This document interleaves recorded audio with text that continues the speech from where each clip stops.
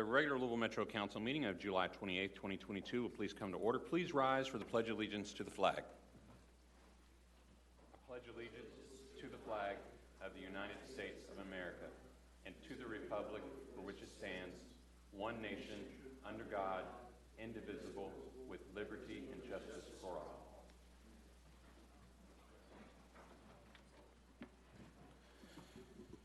This meeting is being held pursuant to KRS 61.826 and Council Rule 5A. Madam Clerk, please call the roll. Councilmember Bowens.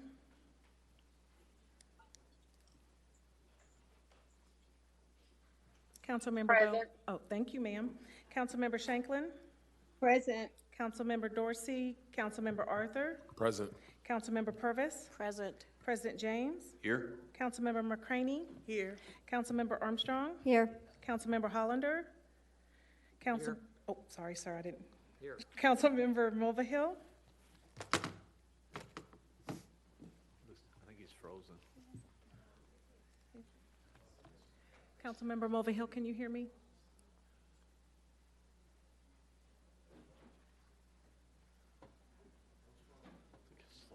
I'm going to come right back. Oh, here, wait a minute. Councilmember Mulvihill? All right, I'm going to come back to him. Councilmember Kramer? Councilmember Blackwell? Here. Councilmember Fox? Here. Councilmember Fowler? Councilmember Triplett? Here. Councilmember Reed? Here. Councilmember Winkler? Councilmember... Here. Oh, thank you, sir. Councilmember Parker? Here. Councilmember Piagentini? 1 second, that was Councilmember Mulvihill that said he was here, okay. 13, okay. Councilmember Benson? Present. Councilmember George? Here. Councilmember Engel? Present. Councilmember Peden? Here. Councilmember Flood? Here. Councilmember Holton Stewart? Here. Councilmember Ackerson? Councilmember Dorsey? Councilmember Kramer? Councilmember Fowler? Councilmember Winkler? Councilmember Piagentini? Mr. President, you have 21 present and a quorum. Thank you, Madam Clerk. Madam Clerk, please note that Councilman Piagentini and Councilman Dorsey and Councilman Kramer have excused absences. So noted. Colleagues, we are back in the red zone. Our community has lost 13 people this past week. Our confirmed COVID cases have increased by 2,869 in the last week. We need to stay vigilant. Please get vaccinated, boosted, and encourage those around you to do the same. I ask you to please keep the families that have been touched by COVID in your thoughts and prayers. And I want to reflect back about a person that we lost. We lost a giant in Louisville's political arena on July the 17th, Clarence Yancey. He served as the 43rd Legislative District Chair for over 50 years and continued working on political campaigns, hosting barbecues for candidates, and distributing his recommended ballots to voters in his district, particularly to the seniors, because he knew they would vote, as he would always say. Until his health began failing just in the few recent years, he retired from the executive committee of the Louisville Democratic Party in 2020. And then we also lost former Louisville Public Health Director, Dr. Troutman, passed from complications of Parkinson's disease. He served Louisville well from 2004 to 2010, implementing the smoking ban and the first Center for Health Equity. And colleagues, we've lost 2 members of our council family. Keith Hughes, Susan Hughes' husband, passed on July the 14th after a long, long battle with health issues. People who met Keith were struck by his intelligence and business savvy, and he ran several successful businesses throughout his lifetime. Keith was supportive to a fault of his wife, Susan, for his 45-year career with Metro Government. Her 45-year career at Metro Government, I'm sorry. realizing the late nights, weekends, and work brought home would be a part of their life.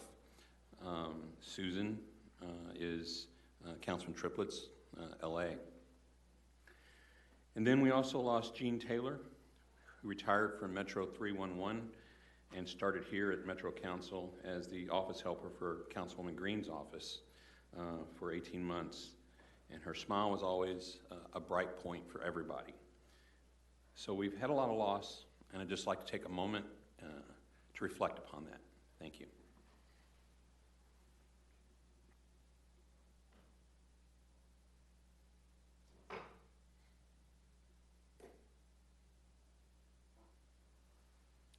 Thank you, everybody.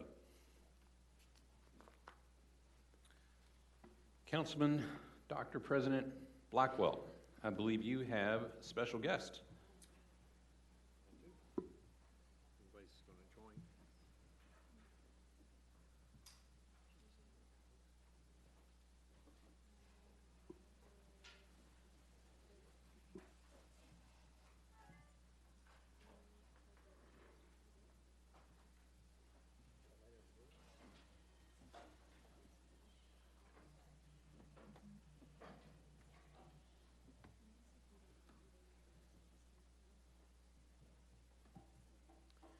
Yes, we do, Mr. President. So tonight we have with us Chief Doug Rechtenwald.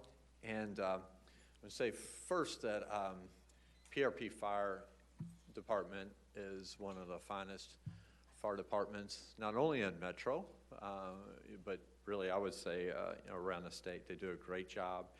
And we have been very, very fortunate over the years to have a lot of really good chiefs, people who move that forward, because you never have a good, as we all know, you don't have a good office or you don't have a good department without great workers, but you also need that leader as well, and we've had great leaders, and Chief Rechtenwald is one in a line of folks who have been great leaders for us. When I first met him, our first meeting, I was just super impressed with the professionalism that he brought in everything we do. And then really, in terms of the council, maybe even more importantly, was his attitude of ask and you shall receive. I cannot think of a single time when I asked the chief for help that he didn't come through and that PRP Fire didn't come through. So he worked with us on our pedestrian safety ordinance, trying to make sure that worked well for everyone involved, and a number of things with Riverview Festival. So I'm excited for him, but sad for us that Chief Rechtenwald has decided to retire. So I don't know if anybody else wants to speak before we do the proclamation. Go ahead. Nope. All right. So Louisville Metro Council, to all of you who know these things. Mr. President, this is Councilman Peden. I'd like to speak for a moment. Sorry, I didn't. Just because I've known Doug. Councilman Peden. Thank you. President, Councilman Blackwell speaking right now. Oh, I thought he asked if someone else wanted to speak before he read the. I did. I was just messing with you. Yeah. You're up. I can wait until you're finished, or when. I am finished. I was just messing with you, sir. You go ahead. I just wanted to make a comment that, again, I've had the pleasure of knowing Doug since he was a teenager, on his very, very, very first training in the fire service a million years ago. And I don't know if in some of the whereases you're about to read, if it's going to mention that he started with the Highview Fire Department as a volunteer. Was it 89 or 90, Doug? 93? 90, I'm sorry, 90 for Highview, yeah. Anyway, it was, and just to talk about the blind leading the blind, even as a new guy, I remember doing his first ladder training with him and a gentleman named A. Ray Duncan. May God rest his soul, and A-Ray wouldn't get off the ground, which meant the whole class was Doug. So those kind of things. which are those the kind of things you remember. I also remember him saying once he got involved and immediately pretty much started training for the city of Louisville that he was going to be chief one day. It was not a matter of if, it was just a matter of when. And for all of the accolades that we're giving him now for his time as on the city of Louisville, all the way up to CAR 2, and then as chief of Pleasure Ridge Park, I have every faith in the world that this will not be his last stop in the public safety arena. He'll take some time off like all good retirees. If he does what the rest of us do, he'll grow a big bushy beard because now he can. And but I imagine we'll see him back in the public safety arena because he is as knowledgeable as anybody there is when it comes to this business. And it's not a matter of what he wants, it's more of a matter of what the public needs. And we will need to find a spot for him somewhere. Thank you. Thank you. Very good. When we let him have the microphone, he can address whether he's going to grow a beard like you, Councilman Peden. So, whereas Doug Rechtenwald began his service as a firefighter recruit with Louisville Fire Protection District in April of 1993, becoming a career firefighter in August of 1993. Whereas during his time with the Louisville Fire Protection District, he was promoted to Fire District Chief in July of 2007, Fire Assistant Chief, Lieutenant Colonel in November of 2009, and Executive Assistant Chief Colonel in September of 2012. And whereas he was promoted to Fire Chief for the Pleasure Ridge Park Fire District in December of 2017, serving 5 years in this capacity. And whereas he showed leadership by receiving a unit citation in 2008, Green Belt 6 Sigma in 2015, and Medal of Commendable Merit in 2015. Whereas after 29 years of not quite a million, after 29 years of dedicated service to Louisville and Pleasure Ridge Park Fire Protection Districts, Doug Rechtenwald has retired with our sincerest appreciation. We hereby confer this honor and with all rights, privileges, and responsibilities thereunto appertaining. It witnesses whereof have caused these letters to be made in the seal of Louisville Metro Government hereto affixed, signed, done in Louisville this 28th day of July 2022, signed by Councilwoman Bowens, Councilwoman Dorsey, Councilman Blackwell, Councilman Fox, Councilwoman Fowler, and Councilwoman Holton Stewart. Thank you, sir, for your service.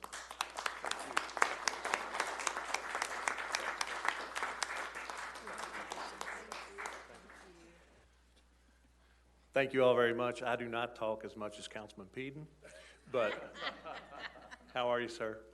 Thank you very much for this. I truly loved my career, and I hope to be spreading that knowledge to the younger folks, as JCPS has offered me a job to teach the fire science program, but the pension has not yet approved it. So as soon as they do, I hope I can get in the classroom. But thank you all very, very much.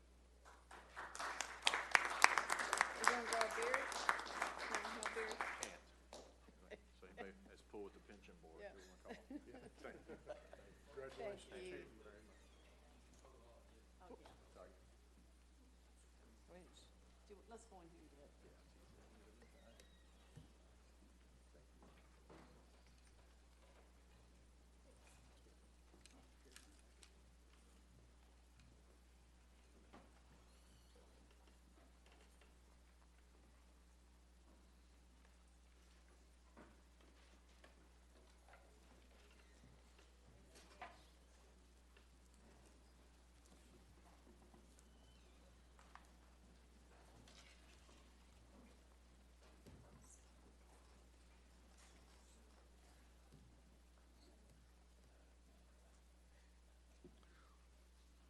All right. Madam Clerk, are there any addresses to council?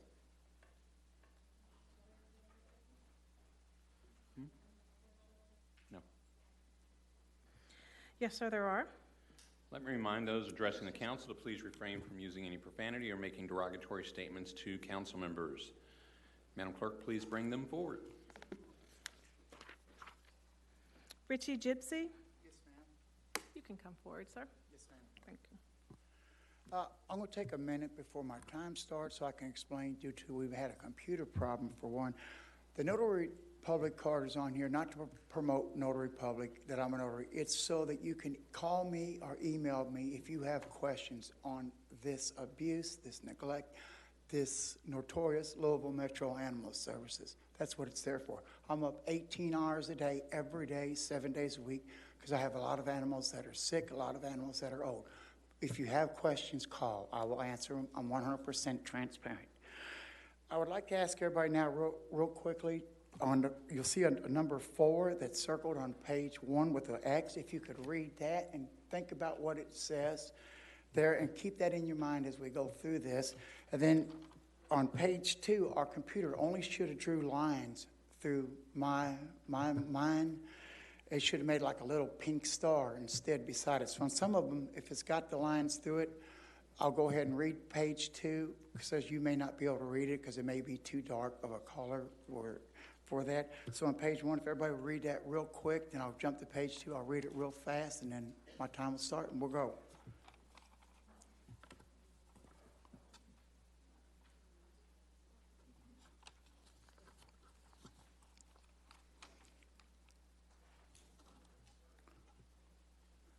Everybody done? Oh, they already started. I didn't even see it. Okay. All right, never mind. All right, and then it goes on. It says, thank you for the right to return the animal to the shelter within 72 hours. 72 hours. It takes a dog at least 30 to 90 days to get acclimated. That's a fact. I am a trainer. I train using behavior modification coupled with love and compassion. Very simple. If you go to the page 3, you're going to see a dog. This dog was surrendered. This dog went out at 40 pounds. This dog came back at 24 pounds, a week later at 22 pounds. On Facebook and that, this is all blacked out, names, numbers, and everything. You will see a court judgment. It was dated 11/18 of 2018, the 11th month of 2018. This person was not to have a dog for 2 years. In 2019 of June, this person got to not adopt a dog and named that dog Ronnie. We have a law that says, a court order right there that says Louisville Metro should not have let that dog be adopted. And it's pathetic that that happens. And that dog, as you can see, is in dire straits. So the thing I want to point out to you, in Louisville, this is a contract that you sign, page 1. And you notice it says that you can't sell on page 2, on that one, or anything. The only thing you could do is say, well, if the dog runs away. Well, guess what happens? They release the dog, say the dog ran away because there's no consequences. People like me are out there running the streets getting these dogs so they don't die. Other people are out there shooting them with arrows, shooting them with guns, throwing rocks. Kids are getting bit by it. Why? Because Louisville Metro Animal Services refuses to take owner surrender. These dogs become the demons because of the way they're treated. And Louisville Metro Animal Services says they have behaviorists. I have asked to talk with the behaviorist because I do behavior modification coupled with positive reinforcement. Actually, I call it love. And I know behavior modification. And if you're a behaviorist, why are we seeing so many dogs with aggression not being adopted out once, twice, 2, 3, 4 times maybe? And I'm not going, like I said, I'm going to ask you to take this home and read it and think about it. Louisville Metro Animal Services needs an oversight committee. I will gladly volunteer for the rest of my life, however long that may be, to be a part of the oversight committee. I'll not one dime. I'll be fair. I'll be impartial. I'll be about the animals. I'll be about LMAS. They need to succeed, but they need to succeed honestly and fairly and truly. The thing of, I come there, I have a dog, you refuse to take that owner surrender, I'm going home. And an animal rescuer like myself is going to be out there picking up that dog, no matter how aggressive it is, no matter how mean it is, because I've got a lot of them at my house. I work with them, retrain them, and get them to where they be. I can never let them be adopted. They have to stay with me. You know why? I can never guarantee that dog will not bite again.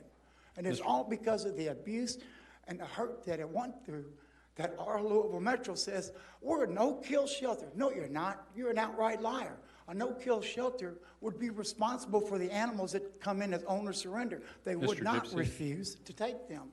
Mr. Gypsy, Yes. your time has expired. Yes, sir. Thank you, sir. I got one thing I'd like to say. There's someone in here that would make a great mayor so that people that work at places like LMAS, the government, that would not be afraid to talk to someone like me. There are people who do. I'm not saying the whom. I'll never say that. Most of this information was just through a lot of work and research. But there's there's a person that would make a really good mayor, not like what we have, but like what we need, to where people could speak up and not be intimidated. Thank you. Thank you. Lillian Brents? Ma'am? Thank you, sir. No, thank you.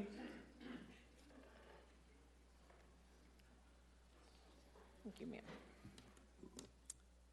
Good evening, Metro City Council. My name is Lillian Brents. I am the President Business Agent of ATU 1447. I am here to speak with you about consistent issues that jeopardize the safety of Louisville community and the essential transit workers of TARC.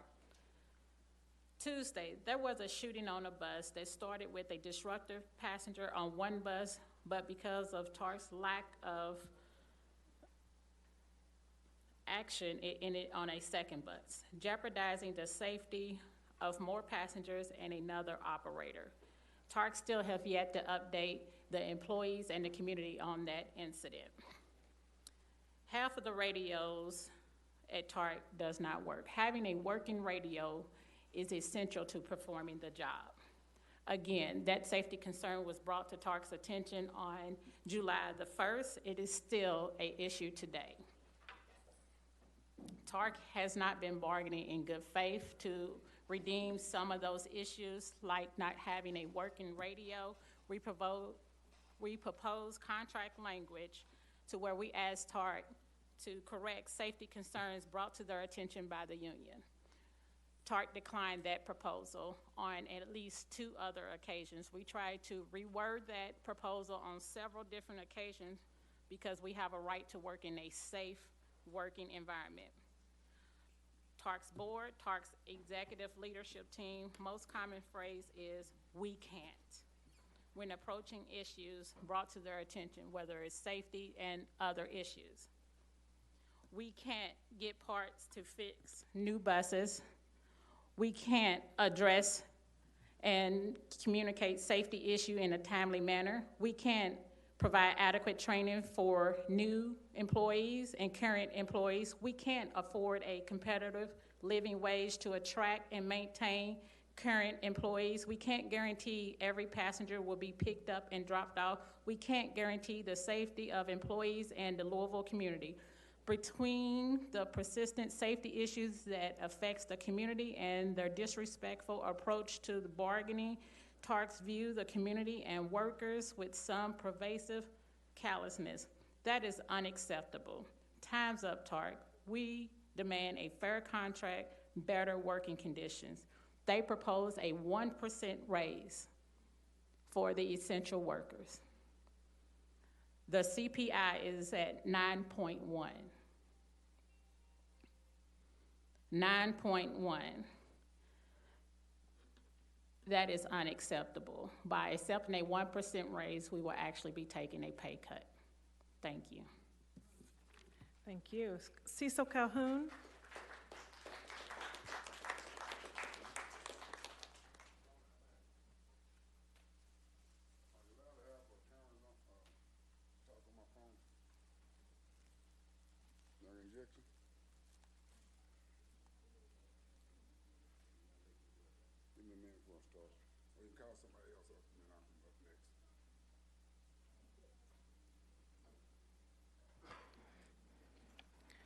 Denagar Garrett?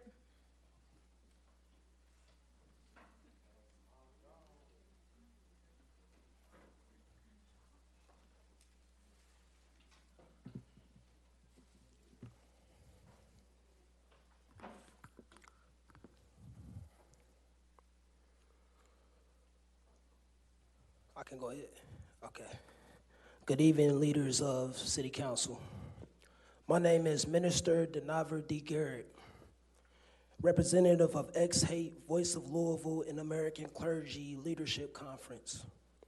Proverbs 28:27 says, "He who gives to the poor shall not lack, but he who hides his eyes will have many curses."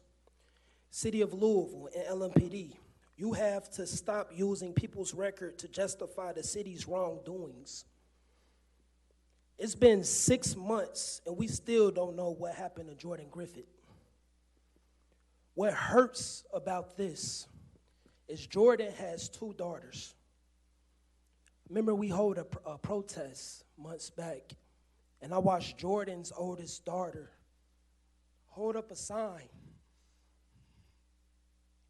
with tears in her eyes, asking and saying, "Justice for my daddy, release the body cam footage." LMPD has released multiple body cam footages of Lee Herbert and other people and situations that happened in the last couple months. But why is LMPD, after the lawyer has written them and put in motions for the LMPD to release the body cam footage, why is it not released yet? We are asking that the city of Louisville and LMPD release the body cam footage of what happened to Jordan. Justice for Jordan.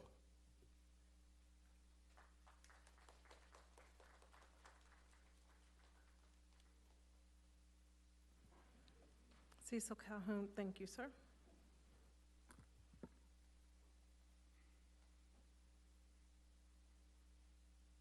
And what I'm going to say is this. My Social Security number, they've used my Social Security number.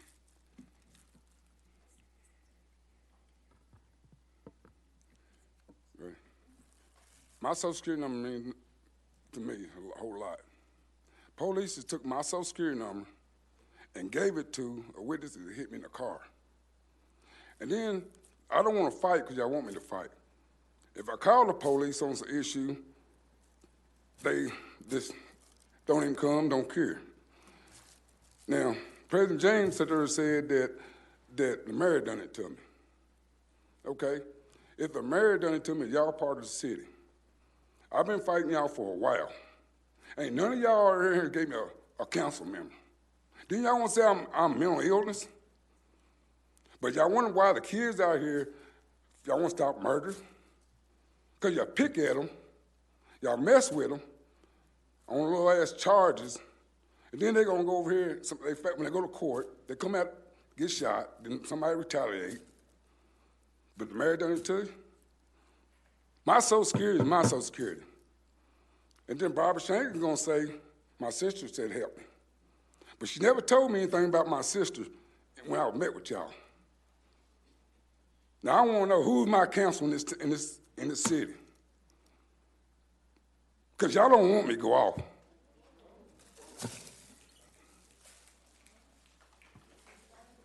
Thank you, sir. Council member, Antonio Brown.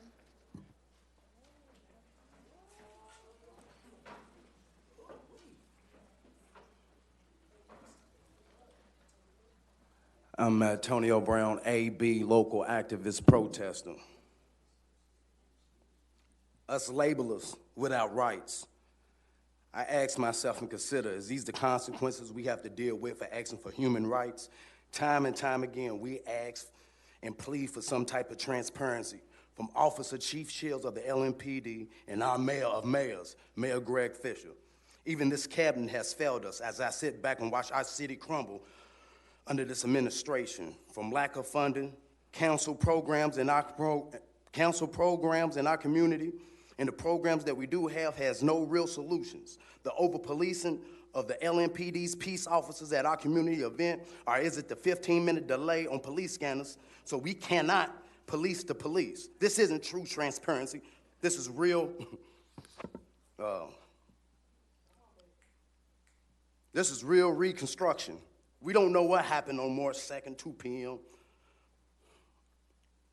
But a family's life changed forever. We don't know what happened to Jordan. Only thing we can do is assume that he was murdered by one of LMPD's peace officers. They can release body cam for ongoing cases, but cannot release his footage, uncut. When can this family receive some type of peace? How can Jordan be on the phone, driving down the street, and shoot himself in the back of the head on the left-hand side when he's right-handed? The LMPD been covering up serial rapists, the stealing and planning of money, guns, and drugs by the narcotics team, the SWAT team, and other peace officers. So why wouldn't they cover this up? Release the body cam uncut and defund the police. Freeway! Thank you, sir. Wallace McMullen.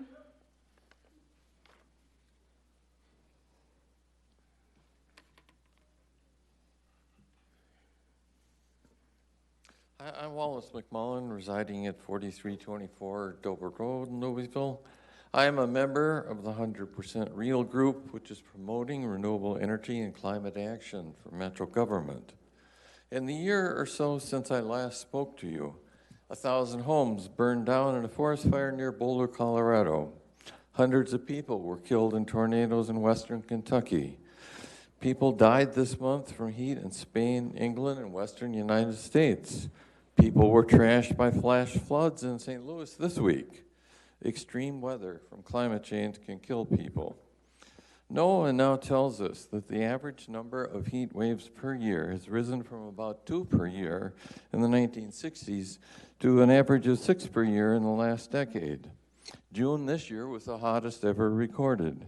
We're now living through one of the hottest summers I've ever experienced. We need to do something. Passing the resolution of setting a goal of 100% renewable energy powering metro buildings by 2030 was a big step and a positive step. I applaud the Metro Council for that action, and I'd love to say everybody's name who voted for it, but I go way over my time limit. But everything we do now to curtail the consumption of fossil fuels is helpful. I believe that the foremost action that's needed now is installing solar systems on metro buildings to reduce consumption of coal-fired electricity produced by LG&E. I think you all are familiar with LG&E's fuel mix, approximately 75% coal-fired electricity and 21% from gas for a combined mix of way over 90% fossil fuels. So we need solar installations on metro roofs to progress towards a renewable energy goal. Please do make a solar installation part of the renovation of the AT&T building the city is now purchasing. Thanks to the great work of the new energy manager, the city has now saved $700,000 in energy expenditures during the last budget year and has a $500,000 fund for energy innovation and conservation. Please apply some of that money to solar installations on metro buildings. Make the AT&T building a model for solar and energy efficiency. This will be money well spent for the future. We also have heard from the National Renewable Energy Laboratory and other experts that Louisville should consider municipalization of its electric utility. As LG&E doesn't seem likely to change very much soon, this idea should be pursued. I'm told we need only 12 miles of transmission line to connect to the Midwest Independent System Operator Network, which has lots of wind and solar power available. In conclusion, all of these good ideas need to be explored and pursued, but the simplest and immediately effective strategy is to put solar on metro buildings as soon as possible. Thank you. Thank you. Nancy Cavalcante.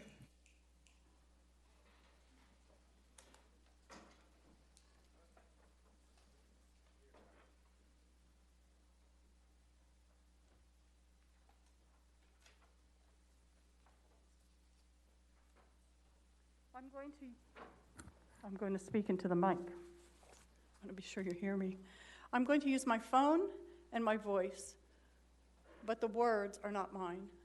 They're the words of Joanna Griffith, the mother of Jordan Griffith, who was not allowed to speak tonight because we missed the deadline and things like that, which happened with council. We understand that. I tried to give my space, but I wasn't allowed.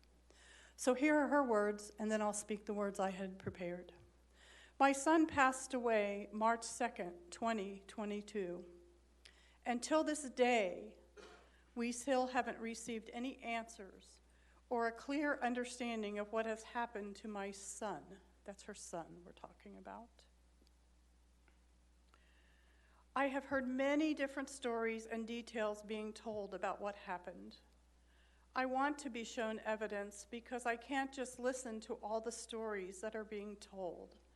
I want the facts, and I'm just asking for everyone involved to be transparent, because at the end of the day, someone's life was lost, and in this case, it was my son, Johanna Griffith.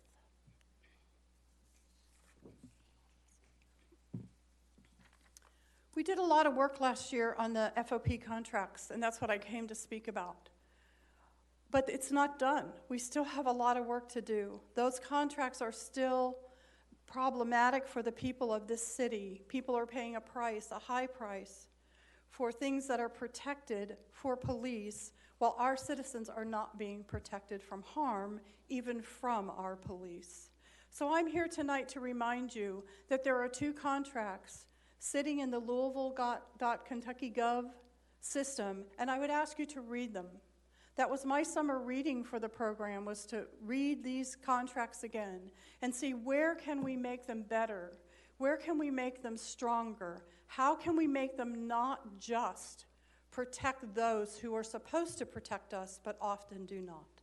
So I'm here to beg you, read the contracts, look for ways to help improve them. Look for ways to bring the community into the negotiation process. 490 is happy to work with this council, as you know, and share information and help guide conversations. We just need things to change, and we need them to not be protected. So thank you for hearing us tonight, and thank you for hearing the voice of this mother who only wants answers for the death of her son. Thank you. Thank you. Samuel Means.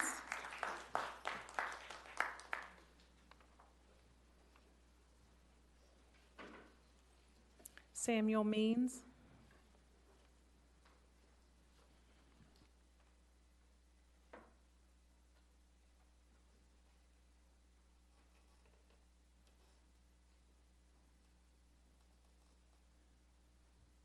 Good evening, Metro Council.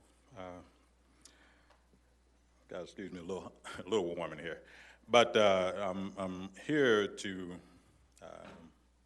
ask and address what I've observed from afar, and it caused me to move back home from South Carolina, so that there would be a voice that, as the gatekeepers of this community, which is the council, to speak to them, to maybe somewhere there's things falling through the cracks, or maybe there's missing information that you guys are not getting. But there's pirating going on in the historically African-American neighborhoods. I know not to mention the Z word, so I'm not going to mention that.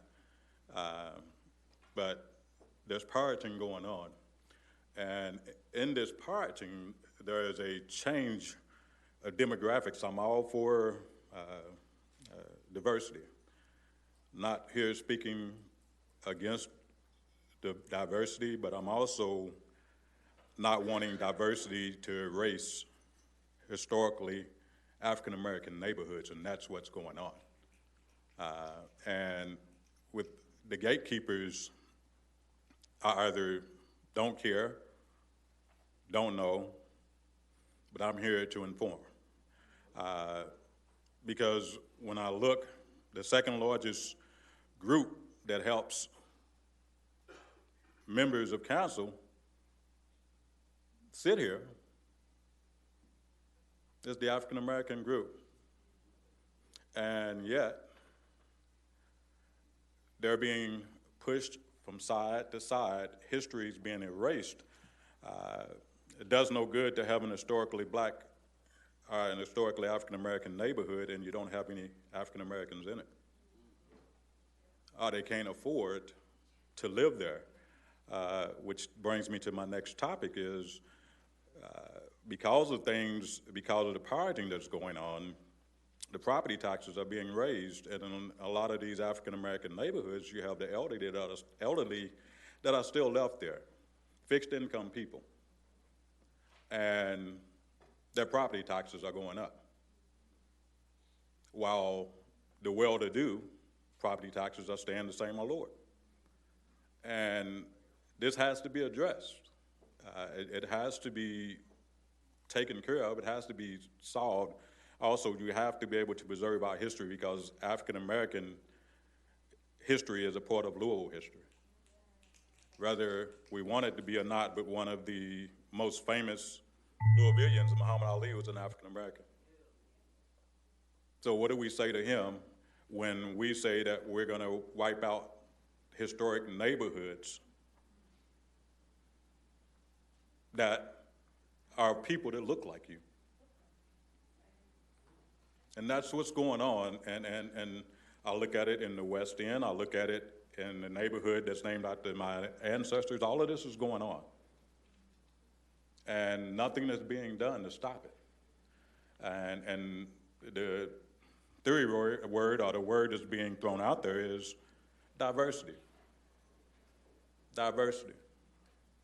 At what cost do we want diversity? Not saying don't be diverse, because it takes all of us. I've played team sports and everything most of my life, and I've been in the military, so I know diversity plays a part. But as I said, you cannot lose history seeking diversity. And there's nothing being done that is preserving the historical nature that keeps things looking like the history of the place.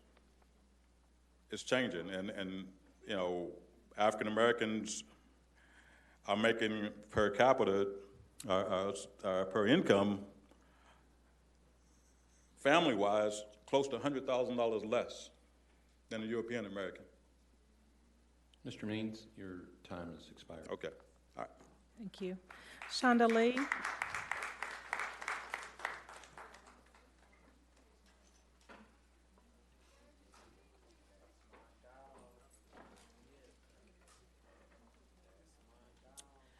If I can do like the first man did when he came in here before my 3 minutes start, I would like to say justice for Jordan Griffith.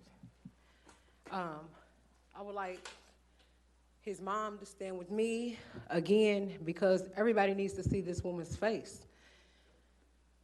Her son was killed. Her son died March the 2nd of 2022, and she doesn't have not one answer. Y'all can start that 3 minutes. Hello, my name is Shonda Lee.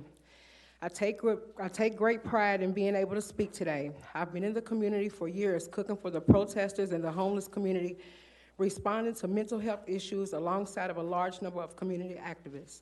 We've been doing this work for 700 plus days with no help or resources from our government, our city, most of our city council members, or LMPD. We don't need them.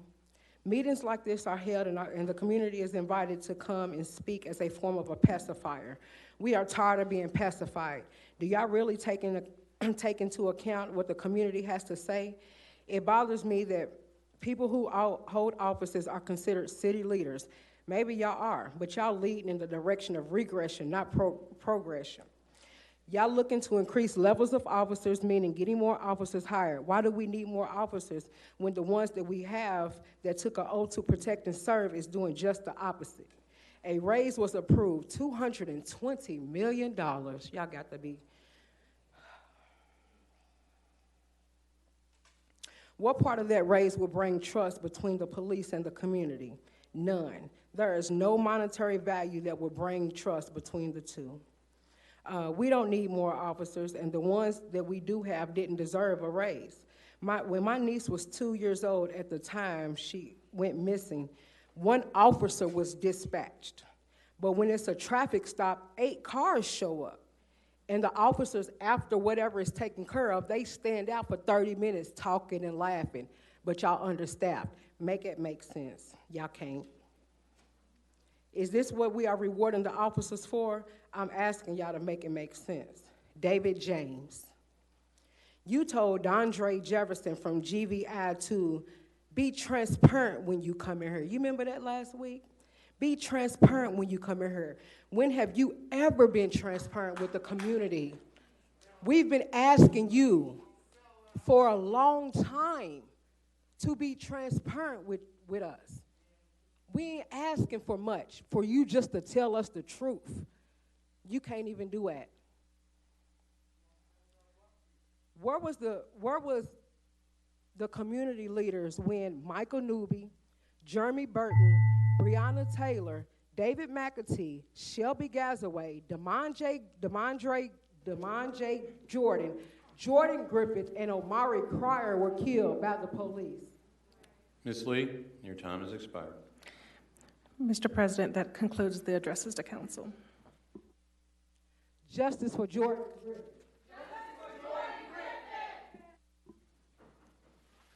Next, we have approval of council minutes for the regular meeting of June the 23rd, 2022.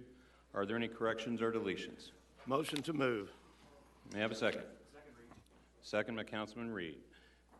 The minutes have been properly moved and seconded. All those in favor, please say aye. Aye. All opposed? The ayes have it. These minutes are approved as written. Next, we have approval of the following minutes, all in 2022. Regular Committee of the Whole, June 23rd, 2022. Regular Planning and Zoning Committee, July 19th, 2022. Regular Labor and Economic Development Committee, July 19th, 2022. Regular Public Works Committee, July 19th, 2022. Regular Government Oversight and Audit Committee, July 19th, 2022. Regular Community Affairs, Housing, Health, and Education Committee, July 20th, 2022. Regular Public Safety Committee, July 20th, 2022. Regular Appropriations Committee, June 20th, 2022. Regular Committee on Equity and Inclusion, June 21st, 2022. Regular Parks and Sustainability Committee, July 21st, 2022. Special Planning and Zoning Committee, July 26th, 2022. Regular Committee on Committees, July 26th, 2022. Are there any corrections and or deletions? Motion to accept. I have a motion by Councilman Triplett. May I have a second? Second by Councilman Reed. The minutes have been properly moved and seconded. All those in favor, please say aye. Aye. All those opposed? Aye. The ayes have it. These minutes are approved as written. Madam Clerk, do we have any communications from the mayor? Yes, sir, we do. Please read those into the record. Dear President James, I'm reappointing the following to the Metropolitan Business Development Corporation Board. Charles Force, a reappointment term expires July the 27th, 2025. This is to be read into the record only. Metro Council approval is not required. Sincerely, Greg Fisher, Mayor. Dear President James, in accordance with the ordinance, I'm appointing the following to the Louisville Metro Tree Advisory Committee. Dr. Tamara Slush, a new appointment. Term expires November the 29th, 2024. Kristen English, a new appointment. Term expires November the 29th, 2024. Your prompt action on these appointments is most appreciated. Sincerely, Greg Fisher, Mayor. Dear President James, in accordance with the Waterfront Development Corporation ordinance, I'm appointing and reappointing the following to the Waterfront Development Corporation. Igna Arvin, a new appointment. Term expires July the 31st, 2025. Joshua Watkins, an appointment FOTW. Term expires July the 31st, 2025. And Kevin Fields is a reappointment. Term expires July the 31st, 2025. Your prompt action on these appointments and reappointment is most appreciated. Sincerely, Greg Fisher, Mayor. Dear President James, in accordance with the Volunteer Fire District Ordinance, I'm appointing the following to the Fern Creek Fire Protection District Board. Larry Ash, a new appointment, a PO elect. Term expires June the 30th, 2026. And Daniel Hoskins, a new appointment, I'm thinking firefighter elect, June the 30th, 2023. Your prompt action on these appointments is most appreciated. Sincerely, Greg Fisher, Mayor. Dear President James, in accordance with the Board of Health Ordinance, I am appointing and reappointing the following. Dr. Patricia Batista Cervera, a new appointment. Term expires July the 31st, 2025. Karen Haskell, a reappointment. Term expires July the 31st, 2025. Dr. Anthony Zippel, a reappointment. Term expires July 31st, 2025. Your prompt action on these appointments and reappointments is most appreciated. Sincerely, Greg Fisher, Mayor. Dear President James, in accordance with the Board of Zoning Adjustment Ordinance, I am reappointing the following. William Brant Ford, a reappointment. Term expires June the 30th, 2025. Yanni Vovos, a reappointment. Term expires June the 30th, 2025. Your prompt action on these reappointments is most appreciated. Sincerely, Greg Fisher, Mayor. Read in full. Thank you. Those appointments needing council approval will be forwarded to the Government Oversight and Audit Committee. Our next order of business is a consent calendar. Consent calendar comprises items number 23 through 37 in addition to item number 42. Are there any deletions or additions? Madam Clerk, a second reading of these items, please. The following legislation was forwarded from the Appropriation Committee. Item 23, an ordinance amending ordinance number 087, Series 2021, and ordinance number 088, Series 2021, relating to the fiscal year 2021-2022 operating and capital budgets, respectively, by transferring $125,000 from District 11 Neighborhood Development Funds to the District 11 Capital Infrastructure Funds. The following was forwarded from the Community Affairs, Housing, Health, and Education Committee. Item 24, a resolution calling the Kentucky legislators to pass a measure eliminating the sales and use tax on feminine hygiene products. Item 25, a resolution calling on Kentucky legislators to pass a measure eliminating the sales and use tax for diapers. The following legislation was forwarded from the Government Oversight and Audit Committee. Item 26, the reappointment of Kelly Morris to the Ethics Commission. Term expires June the 30th, 2025. Item 27, the reappointment of Dolores Pergliasco to the Ethics Commission. Term expires June the 30th, 2025. Item 28, the reappointment of Robert Boyd to the Ethics Commission. Term expires June the 30th, 2025.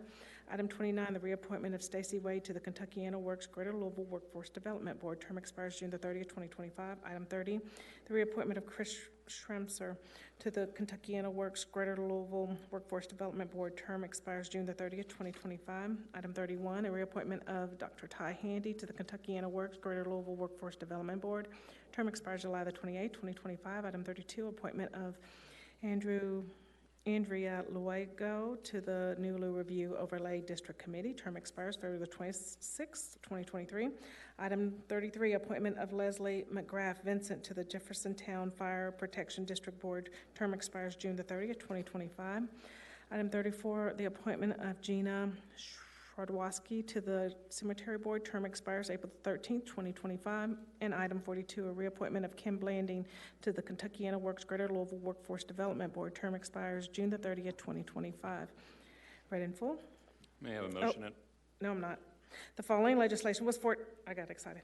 The following legislation was forwarded from the Labor and Economic Development Committee. Item 36, a resolution determining certain properties at 664 South 5th Street as surplus and not needed for a governmental purpose and authorizing its transfer. The following legislation was forwarded from the Parks and Sustainability Committee. Item 36, an ordinance amending provisions of Chapter 42 of the Louisville Metro Code of Ordinances, LMCO, relating to the request for proposal, RFP process for golf course management and to the processes and procedures necessary to close, repurpose, lease, and or sell a Metro-owned golf course.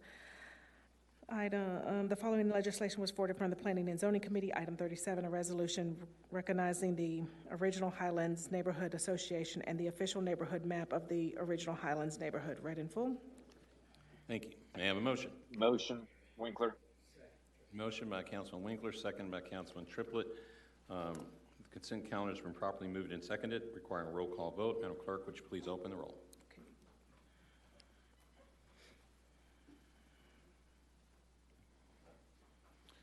Madam Clerk, would you please call the roll for those that are not in chambers? Councilmember Bowens? Yes. Councilmember Shanklin? Yes. Councilmember Dorsey? Councilmember Mulvihill? Yes. Councilmember Kramer? Councilmember Winkler? Yes. Councilmember Piagentini? Councilmember Peden? Yes. Councilmember Flood? Yes. Mr. President, you have 23 yes votes. Thank you. The consent calendar passes. The next two items on the agenda or 3 items on the agenda are special legislation. Madam Clerk, let the record show that I'm going to relinquish the chair to Councilman Winkler. So noted. Okay. Madam Clerk, a reading of item 38, please. A resolution amending Rule 6.03 of the Rules of the Legislative Council of the Louisville Jefferson County Metro Government related to the submission of legislation, amendment by substitution, read in full. Motion to move. Okay, motion by Councilman Triplett. Second read. Second by Councilman Reed. Is there any discussion? Councilman Ackerson. Thank you. Yes, this came out of the Government Accountability Committee. I'm going to tender the floor to the sponsor of this rule change. It pertains to seeking legal advice regarding legislation. I'll tender the floor to Council President James. Thank you, Councilman. Mr. Chair. This is The state legislature in this past legislation session modified KRS 67C so that the Metro Council could choose to utilize a outside attorney other than the Jefferson County Attorney's Office as to form and legality on our legislation. And so this is us adjusting our rules to reflect that change in state law. Okay, thank you, President James. Is there any discussion? Okay, seeing none, believe this is eligible for a voice vote. Moment. Oh, good.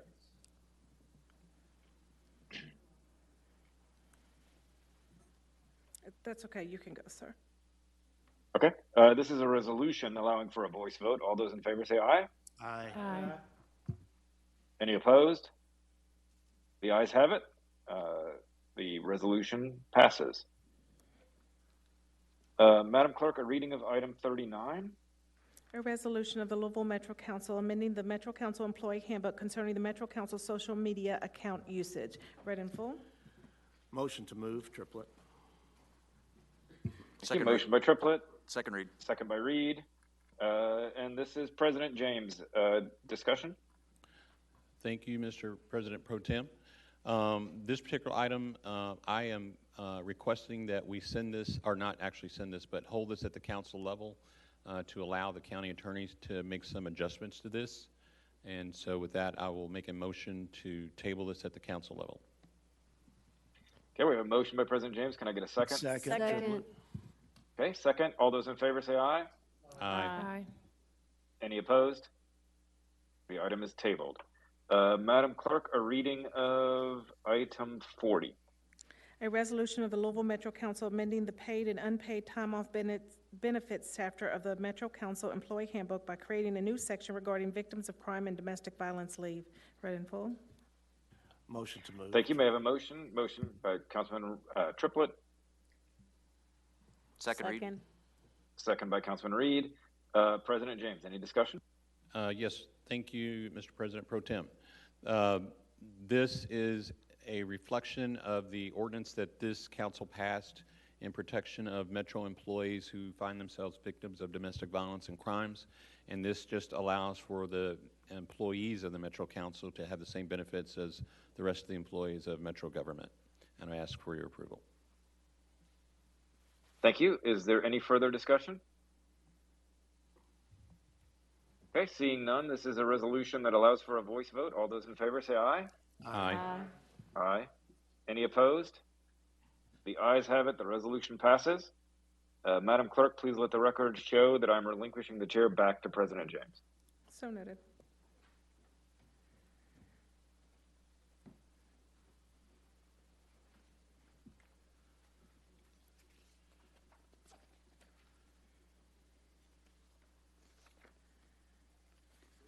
Madam Clerk, a reading of item number 40, please.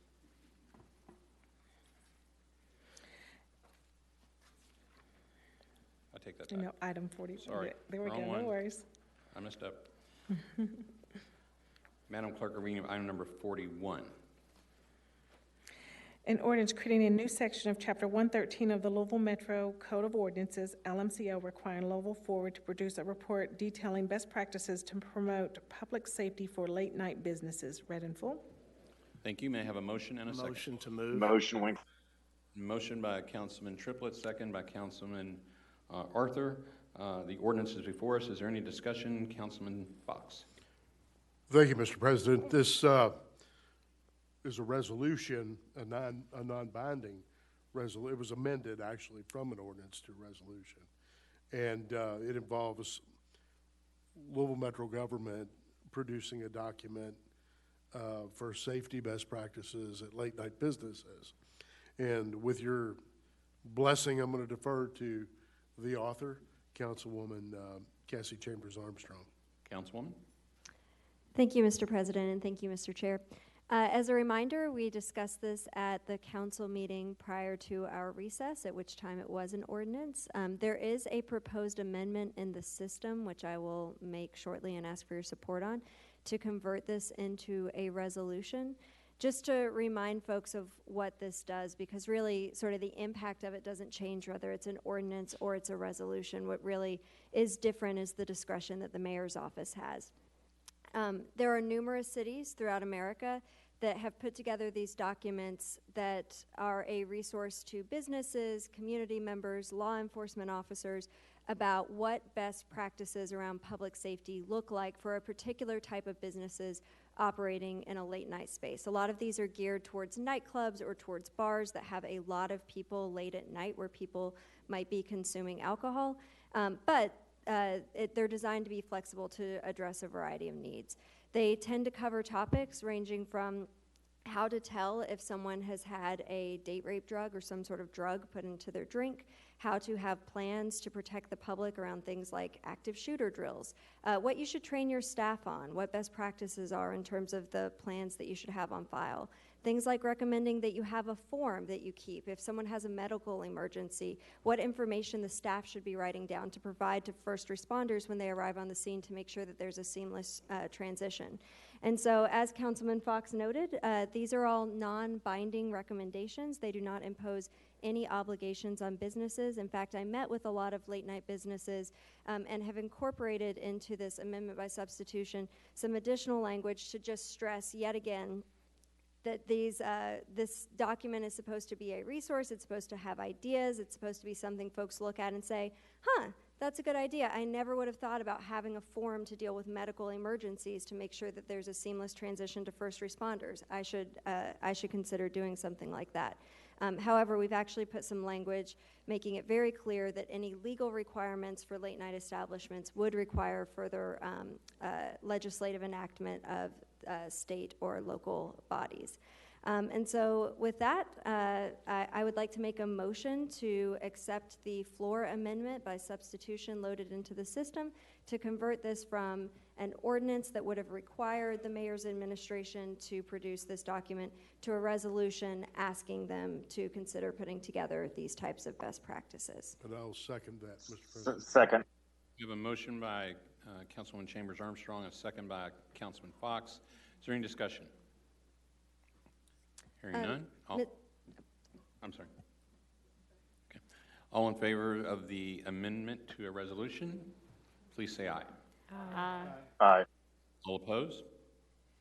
The ayes have it. The amended version of the resolution is before us. Councilwoman Chambers Armstrong. I have nothing else to add, Mr. President. However, I'd be happy to answer any questions folks have. I think this is a pretty common sense way to look at safety and promote safety in a particular type of industry. We all want our nightlife to be safe and vibrant and thriving, and hopefully this is a way to support the businesses that make it so. Thank you. Thank you. Councilman Arthur. Thank you, Mr. President, and thank you for working on this. It's very important in District 4 since we have the downtown area in our district, so I would love to be added as a co-sponsor. Thank you, Councilman Arthur, as a co-sponsor. Any further discussion? Hearing none, this is a resolution allowing for a voice vote. All those in favor, please say aye. Aye. Aye. All opposed? The ayes have it. The resolution passes. Madam Clerk, a reading of item number 42.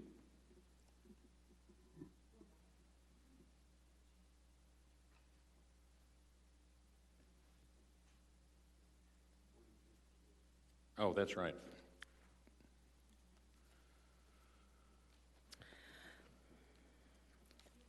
All right, so item 43, or 53, 43? 43. Yes. Reappointment of Michael Euler to Ethics Commission. Term expires June the 30th, 2025. Read in full. Motion to move. Motion, Winkler. Motion by Councilman Triplett, second by Councilman Winkler. The motion is before us. Is there any discussion? Councilman Ackerson. Yes, thank you, Mr. President.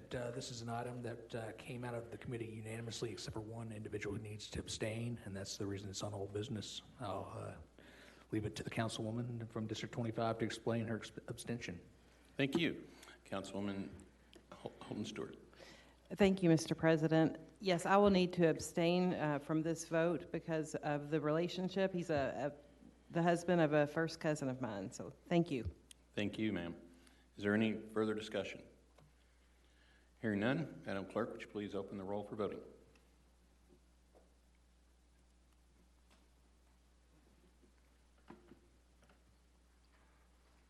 Madam Clerk, would you please call the roll for those that are not in chambers? Councilmember Bowens? Yes. Councilmember Shanklin? Yes. Councilmember Dorsey? Councilmember Mulvihill? Yes. Councilmember Kramer? Councilmember Winkler? Yes. Councilmember Piagentini? Councilmember Peden? Yes. Councilmember Flood? Yes. Mr. President, you have 22 yes votes, 1 abstention. Thank you. The appointment passes. Madam Clerk, a reading of item number 44. An ordinance appropriating $6,000 from neighborhood development funds in the following manner: $1,000 from District 9, $500 each from Districts 2, 10, 12, 15, 21, 22, and 24, $400 from District 13, $300 each from Districts 1 and 14, and $250 each from Districts 18 and 23 through the Office of Management and Budget to St. Joseph Catholic Orphan Society for public safety, sanitation, and rentals for the St. Joseph Children's Home Annual Picnic Fundraiser. As amended, read in full. Thank you. May I have a motion?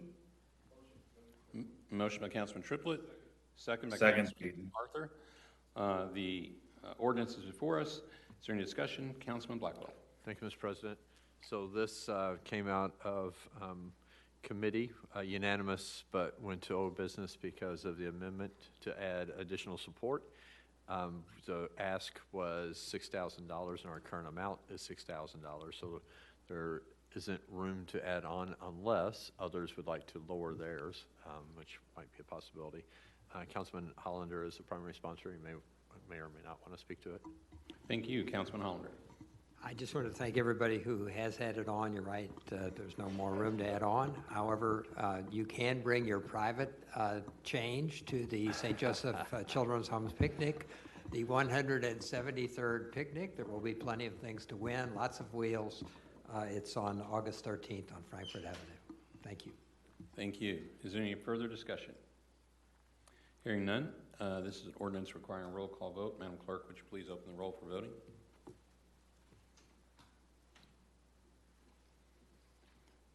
Madam Clerk, would you please call the roll for those that are not in chambers? Councilmember Bowens? Yes. Councilmember Shanklin? Yes. Councilmember Dorsey? Councilmember Mulvihill? Yes. Councilmember Kramer? Councilmember Piagentini? Councilmember Peden?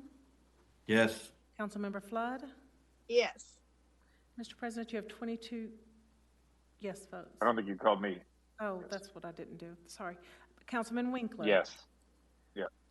Sorry, sir. 23 yes votes, sir. Thank you. The ordinance passes. Madam Clerk, a reading of item number 45.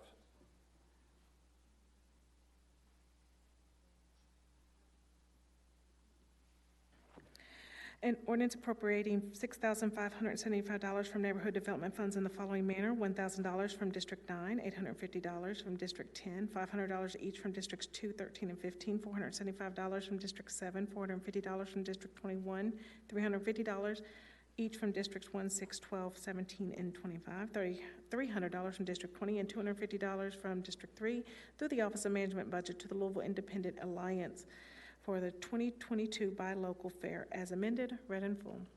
Thank you. May I have a motion? Motion by Councilman Triplett. Second, Fox. Second by Councilman Fox. The ordinance is before us. Is there any discussion? Councilman Sheriff Blackwell. Thank you, Mr. President. This came out with unanimous support as well, but and for the same reason, it's on old business tonight because it was amended to add additional support. In this instance, the requested amount was $10,500, and we are at $6,575. So there is room for others to join to support the Buy Local Fair. The sponsor is Councilman Hollander too. I'm sure he wants to speak to this one. Thank you, Councilman Hollander. There is room to add on here. The Buy Local Fair is this Saturday from noon to 6 at Louisville Water Tower Park down on River Road. It, of course, supports businesses all over the community, and I know the Independent Business Association would be happy for anybody to add on. Thank you. Thank you. Councilwoman Flood. Thank you, Mr. President. District 24 for 500, please. Thank you. District 24 for 500. Councilman Arthur. District 4, 1,000. District 4 for 1,000. Thank you. Councilwoman Chambers Armstrong. District 8 for 500, please. District 8 for 500. Thank you. Any further discussion? Councilwoman Fowler. Yes, I thought I was in the queue. District 14 for 500, please. District 14 for 500. Thank you, ma'am. Any further discussion? Oh, Councilman Hollander. I'm sorry. Councilwoman McCraney. Sorry.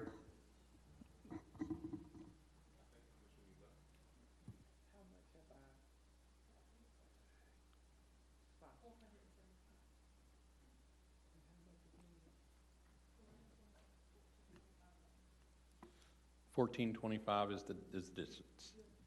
Are you prepared? District 7, a total of 1,000. District 7, $1,000. I think that is the difference now $400? $900. $900. Liba's has a headquarters in District 4, so we'll finish the rest out. Oh, so yours will go to $1,900? $900 for District 4. So a total of 19. Okay, good. Thank you. All right. May I have a motion and a second for an amended motion by Councilman Triplett? Second, Purvis. Second by Purvis. Is there any discussion? Hearing none. All in favor say aye. Aye. All opposed? The ayes have it. The amended ordinance is before us. Is there any further discussion? Madam Clerk, please open the roll. One moment.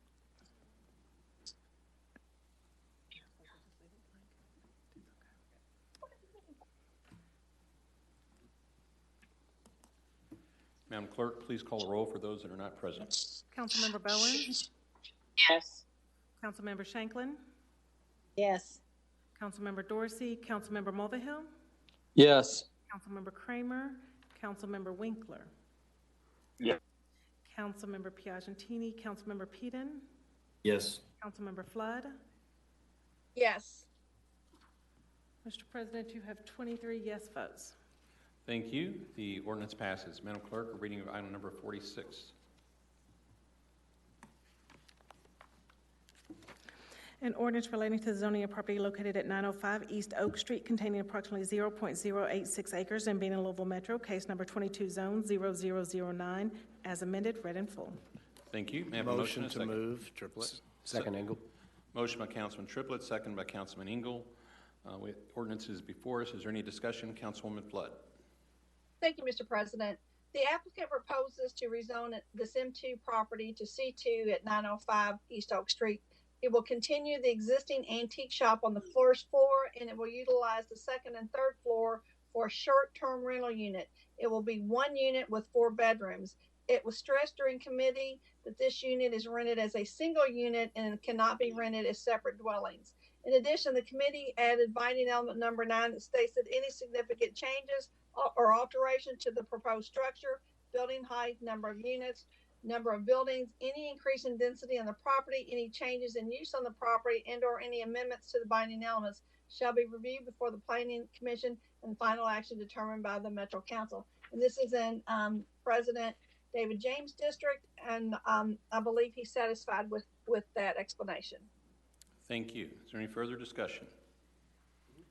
Hearing none, this is an ordinance requiring a roll call vote. Madam Clerk, please open the roll for voting.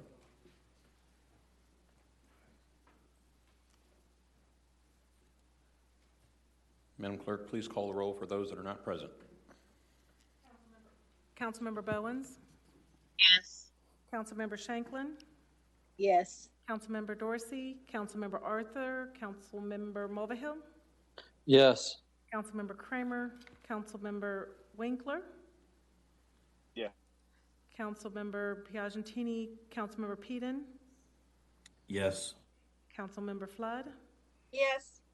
Mr. President, you have 22 yes votes. Thank you. The ordinance passes.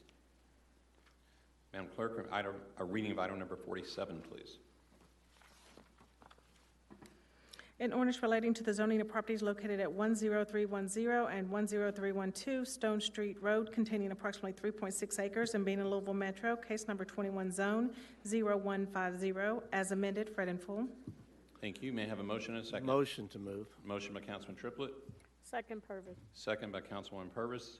The ordinance is before us. Is there any discussion? Councilwoman Flood. Thank you, Mr. President. The applicant proposes a change in zoning to C1 to permit a drive-through restaurant, gas station, and convenience store. There are 2 access points proposed off of Stone Street. The rear portion of the site will be subdivided off the main lot, and they will remain R4. The north part is being reserved for the Louisville Loop. We did add 2 binding elements in committee. Binding element number 12 that states that they are prohibiting packaged liquor stores or smoking retail stores on that property, and binding element number 13 that any significant changes or alterations to the proposed structures, building height, number of units, number of buildings, any increase in density on the property, any change in use on the property, and or any amendments to the binding elements shall be reviewed before the Planning Commission and final action to be determined by Metro Council. This is in Councilwoman Amy Holton Stewart's district. She may wish to address us. Thank you, Chair. Councilwoman Holton Stewart. Thank you, Mr. President. Yes, this is on a piece of property adjacent to the Gene Snyder Freeway. There is a house that is located in between the Gene Snyder and this piece of property, but it's very close to. I went before the Planning Commission and shared with them the communication that I had received from the local community, from the neighborhood there, which was overwhelming against this proposal, just because it abuts to a neighborhood that sits behind it. The Planning Commission did vote unanimously, however, in favor of this plan. Once it came from the Planning Commission to the committee level, we were able to agree to some binding elements, like Councilwoman Flood said earlier, prohibiting any use of a liquor store or a packaged liquor store or a smoking shop. So with those binding elements, I am ready to move forward and will be voting in favor. Thank you, Councilwoman. Is there any further discussion? Councilwoman Fowler. Thank you, Mr. President. So this was in my district prior to the change in our district boundaries. And I asked the county attorney well, and I don't know if I ever got an opinion, but you know, it's a dry precinct, and they were going to be selling alcohol in that convenience store. But yet they have not taken that to the voters to get a referendum on the ballot in the primary or, to my knowledge, coming up. It was not their intention to do that coming up in November. So I don't know, it just seemed the cart before the horse thing. That, you know, you've got a dry precinct that they're going to be selling alcohol in, and it just seemed odd. Don't know what to do about it, just thought I would bring that out there because it seemed just the wrong way to do it. But I'm glad that the binding elements were agreed upon, and they're, you know, they'll still be able to sell alcohol in the convenience store, but the packaged liquor that we see as a model for that company in 2 different areas of town hopefully won't be allowed. So, and I don't know, do I go into the queue on my phone, or do I put it on here? So just go into the queue like we have always done. On the phone? No. No? Okay. Well, for computer. some reason, it's not letting you. showing up. Yeah. Anyway, thank you. Okay, thank you. Any further discussion? Councilman Blackwell. I'm confused with what she just said so are they able to sell packaged liquor even though it's dry? I think that Mr. Feaster is here and from the county attorney's office. And Mr. Feaster, can you advise what the county attorney's office advises? I sure can. Travis Feaster, Assistant County Attorney. So in short, no. The zoning, while the zoning does allow for a variety of uses, including ones that would potentially allow for the sale of alcohol, zoning does not override what the ABC controls and what dry precincts deal with. So if this is in fact a dry precinct, then they're going to need to either get that modified or come up with a business plan that does not include the sale of alcohol. So without the proper ABC permissions, they won't be able to proceed with alcohol sales regardless of what their zoning is. Thank you, sir. Councilman Blackwell, did that satisfy your question? It did. Thank you. Thank you. Can I ask a further question of Mr. Feaster? Yes, so, Travis, is it normal for a development plan to go through knowing that they're going to sell alcohol in a dry precinct? Because it is certainly a dry precinct, and it was brought to our attention at the very first neighborhood meeting that it was dry, and I just don't understand why they would not have gone ahead and done a referendum before this came before us to vote on it. Thank you. Thank you, Councilwoman. So there's sort of two things there. One, there are a number of uses in the commercial zone, a great number of uses that don't involve alcohol sales. I believe one of the things here is a convenience store, and oftentimes convenience stores do have beer fridges or something of the like. They would not be allowed to operate a beer fridge without the proper ABC licensing, and if they're in a dry precinct, the ABC won't be granting those. So this is an entirely appropriate task for a rezone to commercial. We allow commercial zoning in dry and wet precincts alike. They will just not be able to proceed with any alcohol sales or alcohol synthesis until they have proper ABC permissions up to and including getting that dry precinct designation changed. Okay, thank you for that clarification. You're welcome. Thank you. Councilman Fox. Thank you, Mr. President. To address my colleague's question, a little bit of history since I've lived through so much of it. There's a 5-star at the corner of Valley College Drive and Stone Street. The exact same thing happened. And it was called not doing your due diligence when you got your building permit, because they built the building and then they found out they were in a dry area when they went to get their liquor license. And of course that was denied and the area remains dry. I remember one vote in the recent history losing by a very narrow margin. So to clarify, this is not the first time that's happened on Stone Street. It's hard to believe that there are areas in Jefferson County that are dry, but there are. There's about 10 or 12. And most are in Valley Station, believe it or not. You're exactly right. Yeah, thank you, Mr. President. Thank you. Any further discussion? Hearing none, this is an ordinance requiring a roll call vote. Madam Clerk, would you please open the roll for voting?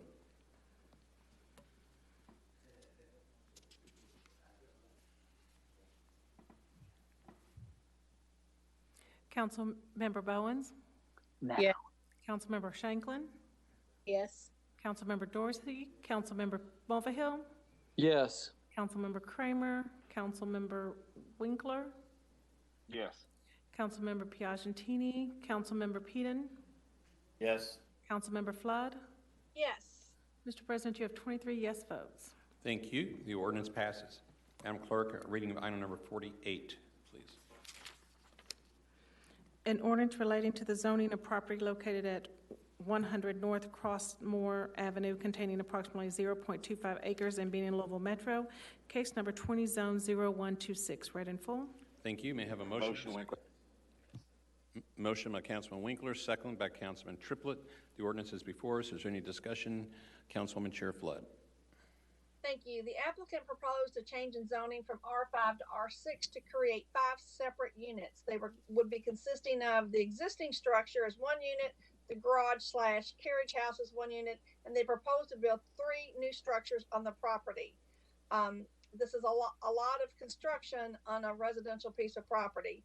It is in the Crescent Hill neighborhood plan. The plan recommends that the current zoning to be maintained, and the planning commission felt the same, that it should stay R4 and not be upzoned.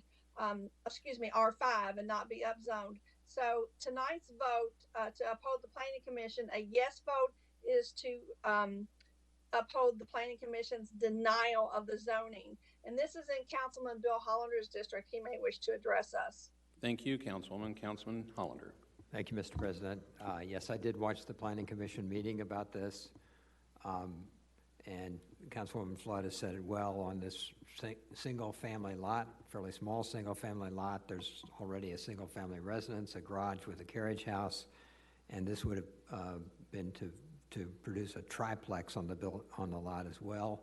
It also would have required 2 waivers, 2 variances, and ultimately 7-2, the planning commission thought it was just too much on this single-family lot and denied the rezoning. I think they made the right decision, and I'd ask for approval. A yes vote is to uphold their denial. Thank you. Thank you. Is there any further discussion? Hearing none, Madam Clerk, please open the roll for voting. Madam Clerk, please call the roll for those not present in chambers. Councilmember Bowens? Yes. Councilmember Shanklin? Yes. Councilmember Dorsey? Councilmember Mulvihill? Yes. Councilmember Kramer? Councilmember Winkler? Yes. Councilmember Piagentini? Councilmember Peden? Yes. Councilmember Flood? Yes. Mr. President, you have 23 yes votes. Thank you. The ordinance passes. The next item of business is known as new business. New business comprises items number 49 through 68. Will the clerk please read those items and their assignments to a committee? The following legislation was assigned to the Appropriations Committee. Item 49, an ordinance appropriating $7,000 from District 24 Neighborhood Development Funds through the Office of Management and Budget to Jefferson County Public Education Foundation, Inc. for program expenses associated with providing individual group counseling services at the Youth Service Center at Southern High School. Item 50, an ordinance appropriating $10,000 from neighborhood development funds in the following manner: $1,000 from each districts 9, 10, 12, 13, and 24, $500 each from districts 6, 14, 15, 17, 19, 20, 22, 23, and 25, and $250 each from districts 3 and 21 through the Office of Management and Budget to the Coalition for the Homeless, Inc. for programming expenses associated with the project Stand Down.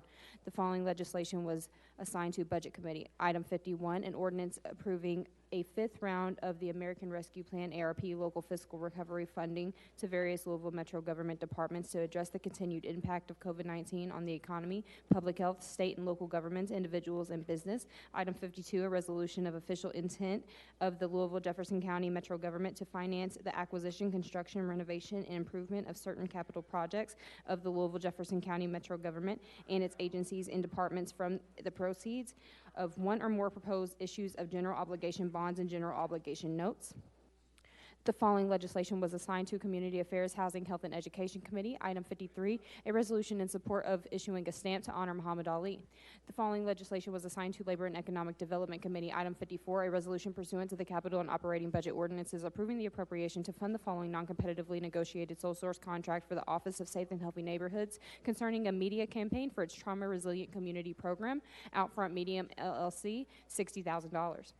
Item 55, a resolution ratifying and approving a collective bargaining agreement effective June 23, 2022 through June 30, 2028 relating to wages, benefits, and other terms and conditions of employment between Louisville Jefferson County Metro Government and the National Conference of Firemen and Oilers District of Local 32BJ SEIU Chapter 320. Item 56, a resolution pursuant to the capital and operating budget ordinances approving the appropriation to fund the following non-competitively negotiated sole source contract for Louisville Metro Public Health and Wellness, LMPHW, concerning evaluation services for the Healthy Start Program, Alliance Consulting Services, LLC, for $36,000. Item 57, a resolution pursuant to the capital and operating budget ordinances approving the appropriation to fund the fiscal year 2023 portion of the following non-competitively negotiated sole source contract for MetroSafe concerning 911 system support, upgrades, maintenance, and installation, AT&T Corp., for $3.5 million. Item 58, a resolution pursuant to the capital and operating budget ordinances approving the appropriation to fund the following non-competitively negotiated amendment to professional service contract for Louisville Metro Public Health and Wellness, LMPHW, concerning the services of a doctor to serve as the LMPHW Medical Director and its Director, Dr. Jeffrey Howard, Jr., MD, for $256,013 for a new not-to-exceed amount of $416,021. Item 59, a resolution pursuant to the capital and operating budget ordinances approving the appropriation to fund the following non-competitively negotiated professional service contract for Office of Management and Budget, OMB, concerning federal affairs assistance, Simon & Company Incorporated, for $60,000. Item 60, a resolution pursuant to the capital and operating budget ordinances approving the appropriation to fund the following non-competitively negotiated sole source contract for emergency medical services, EMS, concerning CPR, first aid, and cardiovascular care materials, American Heart Association, Inc., for $300,000. Item 61, a resolution pursuant to the capital and operating budget ordinances approving the appropriation to fund the following non-competitively negotiated sole source contract for animal services concerning a blood work analysis device, IDEX Distribution, Inc., for $85,000. The following legislation was assigned to the Planning and Zoning Committee. Item 62, a ordinance relating to the Butchertown Phoenix Hill Nulu Neighborhood Plan and approving its executive summary as an amendment to the Plan 2040 Comprehensive Plan, case number 21, area 0001. Item 63, an ordinance relating to the zoning of property located at 1118 South Shelby Street containing approximately 0.0772 acres and being in Louisville Metro, case number 22, zone 0027. Item 64, an ordinance relating to the zoning of properties located at 2702 Chamberlain Lane and 3120 and 3200 Collins Lane containing approximately 6.61 acres and being in Louisville Metro, case number 22, zone 0018. Item 65, an ordinance relating to the zoning and property located at 2612 South English Station Road containing approximately 6.89 acres and being in Louisville Metro, case number 21, zone 0095. Item 66, an ordinance relating to the zoning properties located at 3200 to 3208 Malden Court and 5714, 5716, 5718, through 5746 Malden Drive containing approximately 9.59 acres and being in Louisville Metro, case number 22, zone 0044. The following legislation was assigned to Public Safety Committee. Item 67, an ordinance amending section 36.03 of the Louisville Metro Code of Ordinances, LMCO, relating to the participation in the Kentucky Law Enforcement Foundation Program Fund. The following legislation was assigned to the Public Works Committee. Item 68, a resolution determining certain property at 3907 Bardstown Road as surplus and not needed for a governmental purpose and authorizing its transfer. Read in full. Next, we have announcements. Are there any council members that wish to make any announcements? All right. Our next council meeting is Thursday, August 11th, 2022 at 6 p.m. With no further business to discuss, without objection, we stand adjourned. Thank you, everybody.